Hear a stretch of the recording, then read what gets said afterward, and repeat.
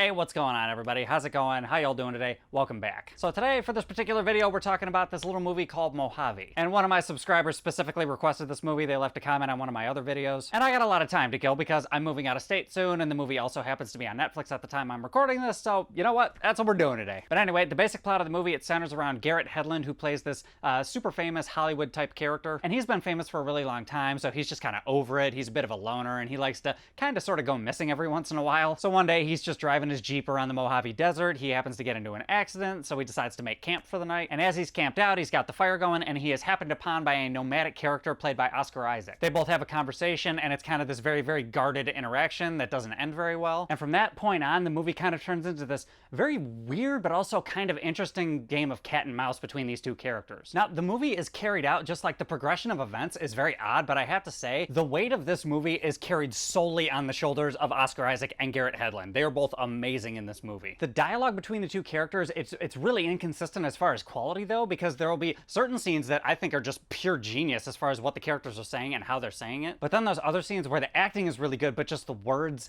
either just feel weird, out of place, or like they're saying a little bit too much maybe. Also, side note, speaking of the script, I got a new drinking game for any of you that want to watch this movie. Anytime Oscar Isaac says the word brother, take a drink, and I guarantee you by the end of this movie, you will be obliterated. Unless, of course, you're, tag teaming between one or two other people. But regardless, you're gonna have a good time. And throughout the movie, there are a few things that just seem flat out illogical, in my opinion. Because, for example, after Garrett Hedlund kind of exits that first initial meeting that the two characters have, you would think that he would take a few more precautions to kind of ensure his safety. And from where I'm standing, he really, really didn't do that. Like, it just didn't feel like he, considering how famous he is and how he's had to deal with people, like, maybe possible stalkers in the past, I really didn't feel like he was taking the situation seriously, considering how dire it was. So that was kind of odd, and it was also weird how, because Oscar Isaac kind of follows him to Hollywood, and in the most vague terms I can come up with, he acquires a disguise, let's say, and just the way that he does it, it's very weird. It's just, it really didn't make any sense. And also his wardrobe leading up to that station is very conspicuous. And also the music in the movie, the music wasn't bad, but it just really threw you off sometimes because it was really, really loud. And considering the manner in which the movie ended, I felt like the situation could have ended a lot sooner. And to top it off, I would say the ending of the movie, it did feel a little anticlimactic, but it also felt very in line with the characters for me. Because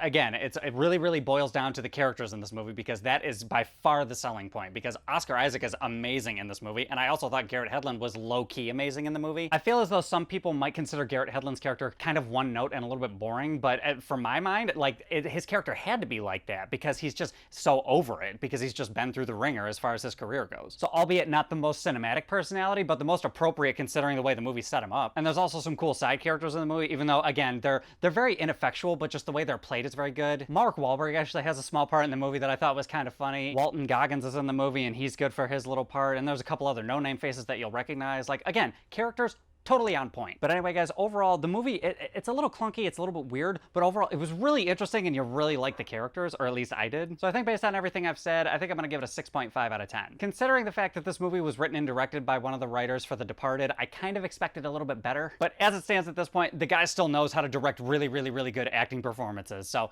there is definitely some merit to that. But anyway, guys, those are my thoughts. What are your thoughts? Have you guys seen this movie? Have you even heard of it? Hop in the comments, let me know what's up. Other than that, if you like this video, give me a like, subscribe, share, hit the bell, do all that other YouTube type of shit, and I will catch you guys next time.